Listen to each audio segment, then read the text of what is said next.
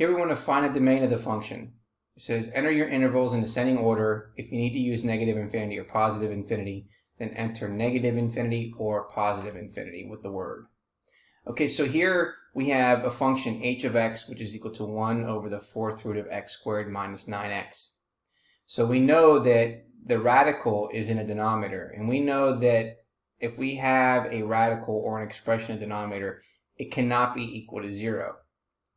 So what we need to do is we need to find out when x squared minus 9x is going to be greater than 0. Well, the first thing we need to do is find our testing points. To find our testing points, we're going to set this expression equal to 0 and then factor. So we can factor out an x times x minus 9, which is equal to 0. So that means we have x equals 0 and x minus 9, which is equal to 0. So we know that x is going to equal to 9. So these are our testing points.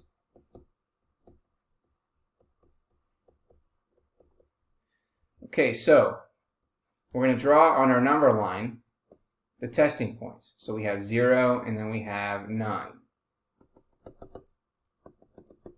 So it's going to create 1, 2, and then 3 regions. Okay, so keep in mind here that this is going to go from negative infinity to 0 for region 1. We use a parenthesis, and the reason why we're using a parenthesis is because we cannot include the 0. Same thing here, it's going to go from 0 to 9. That's the interval for region 2. And then the interval for region 3 is going to go all the way from 9 to positive infinity. So let's test our region. So for example number 1, we're going to pick a value in that region. So let's say we pick x is equal to -1, and then we're going to plug it into the step 1. So that means if we plug in -1 squared minus 9 times -1, we want to see if that's going to be greater than 0.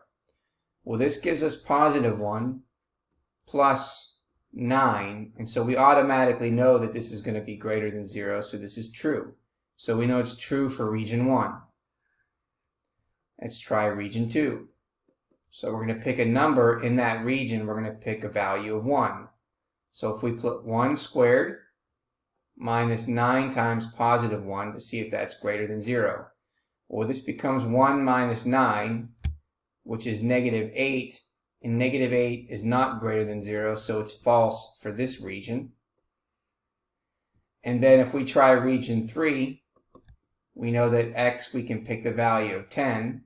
So if we put in 10 squared minus 9 times 10, we want to see if that's greater than 0.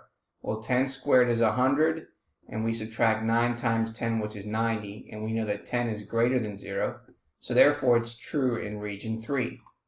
So everywhere that it's true is going to give us the interval. So we know that it's true in the interval from -infinity to 0, union from 9 to positive infinity, and therefore there is the domain of our function.